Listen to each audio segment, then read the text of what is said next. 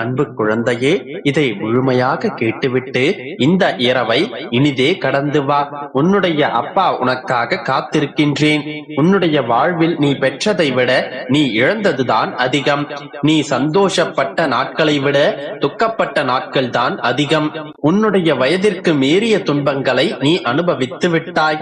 உன்னுடைய மனதில் உள்ள ஏக்கங்கள் எல்லாம், அப்பா நான் என்ன பேராசைப்படுகிறேன், இந்த காலகட்டத்தில் எனக்கு நடக்க வேண்டிய நல்லவற்றை தாருங்கள் என்றுதானே கேட்கிறேன். இது என்னுடைய நியாயமான வேண்டுதலும் நியாயமான ஆசைதானே. இதை கூட நிறைவேற்றாமல் காலம் கடந்தும் காத்திருக்க வைக்கலாமா அப்பா என்றுதானே கேட்கின்றாய். நீ என்னிடம் வைக்கும் ஒவ்வொரு வேண்டுதல்களும், இப்போது நீ கேட்கும் அத்தனை கேள்விகளும் நியாயமானதுதான். உன்னுடைய ஆசைகள் எல்லாம் பேராசை அல்ல என்பது எனக்கும் தெரியும். உன்னுடைய நியாயமான ஆசைகளை நிராசையாக நான் மாற்ற மாட்டேன் என்பதை புரிந்து கொள். காலங்கள் கடந்து போகவில்லை. உனக்கான காலங்கள் வரும் வரை நானும் காத்து கொண்டுதான் இருக்கின்றேன். உனது இழப்புகளை எல்லாம் தாண்டி அதன் வழிகளை எல்லாம் உதறிவிட்டு வெறுமையான மனதுடன் என்னிடம் வா. நான் என்னிடத்தில் இருக்கும் அன்பையும் ஆசீர்வாதத்தையும் உனக்கு தருகின்றேன். இதனோடு ஆன்மீக சுகத்தையும் சேர்த்து வழங்குவேன். உன்னை நான் தாங்கி பிடிப்பேன், தூக்கி உயர்த்துவேன். இவையெல்லாம் நான் உனக்கு கொடுத்த வாக்குகள். நிச்சயமாக அதை நான் நிறைவேற்றுவேன். நான் ஒருபோதும் வாக்கு மீறமாட்டேன். உன்னால் எவ்வளவு முடியுமோ அவ்வளவு தூரம் என்னை தஞ்சமாக கொள். வேண்டியது அனைத்தும் வேண்டியபடியே நடக்கும். ஏனென்றால் உன்னுடைய வேண்டுதலை நான் கேட்டுக்கொண்டுதான் இருக்கின்றேன். அதற்கு பதிலோடும் பலனோடும் கூடிய விரைவில் உன்னை சந்திக்கவே வருகின்றேன். சில பிள்ளைகளை நான் என்னிடத்தில் வரவழைத்து ஆசிகளை வழங்குவேன். சில பிள்ளைகளையோ அவர்களிடத்தில் தேடிச் சென்று என்னுடைய ஆசிகளை பரிபூரணமாக வழங்கி வருவேன். அப்படி நீயே என்னை அறிந்து கொள்ளவே உன்னை தேடி நானே வருவேன். உட்புறமாக திரும்பிப்பார். நானே உனது ஆன்மா. என்னுடைய ஆத்மாவிற்கு நானே எத்தனை கஷ்டங்களை தருவேனா? எந்த காரண காரியங்களும் இல்லாமல் கஷ்டங்கள் வராது என்று கூறியிருக்கிறேன் அல்லவா? கஷ்டம் என்பது எல்லோருக்கும் வருவது. அதன் பிடியிலிருந்து யாரும் தப்புவதில்லை. இதை நீ தெரிந்தும் உணராமல் இருக்கின்றாய். மற்றவர்களுக்கு ஒரு துன்பம் என்றால் முன்னால் ஓடிப்போய் ஆறுதல் சொல்வாய்.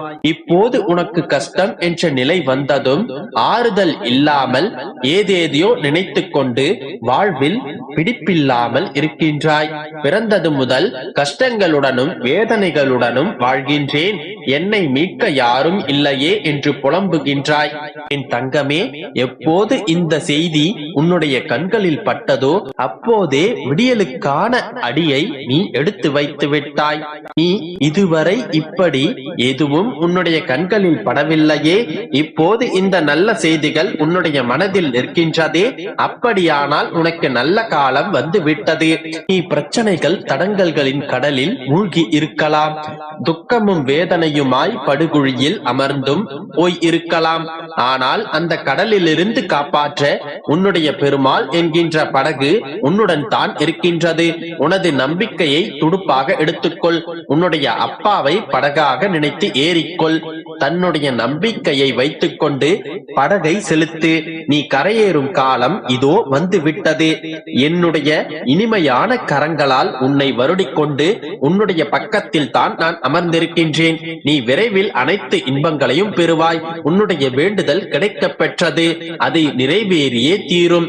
உன்னுடைய வாழ்வில் கஷ்ட காலங்கள் எல்லாம் முடிவிற்கு வரும். உன்னுடைய வயதிற்கு மீறிய துன்பங்களை நீ அனுபவித்த நீ இனி உன்னுடைய வயதுக்கு ஏற்ற வாழ்வை வாழ்வாய். இனி எதுவும் தாமதமாகாது. எல்லாம் விரைவில் கைகூடி வரும். போதிய அளவு நீ காத்திருந்தும் விட்டாய். இனி காத்திருப்பதற்கும் கவலைப்படுவதற்கும் ஒன்றுமில்லை.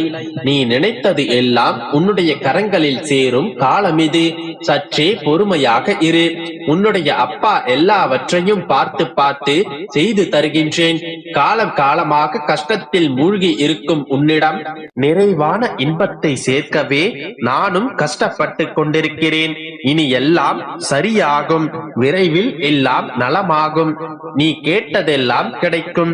உன்னுடைய சந்தோஷமான முகத்தை காண நானும் காத்திருக்கிறேன்.